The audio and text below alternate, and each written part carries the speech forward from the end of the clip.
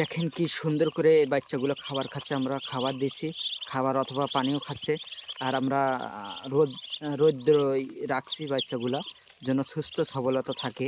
আর বাচ্চাগুলো কি পরিমাণ খাদ্য খাচ্ছে এবার তো আপনারা বুঝতে পারতেছেন যে বাচ্চাগুলো সুস্থ আছে কি অসুস্থ আছে। যে সকল ব্যবসাদার ভাই এরকম সাইজের বাচ্চা প্রয়োজন, আমাদের সাথে যোগাযোগ করেন, বাচ্চাগুলো নিতে পারবেন। এবং যদি কেউ বাসা বাড়িতে পালাতে চান 150, তাহলে যোগাযোগ করেন, বাচ্চাগুলো নিতে পারবেন ইনশাল্লাহ। বাচ্চাগুলো দেখেন কি সুন্দর সুন্দর বাচ্চা।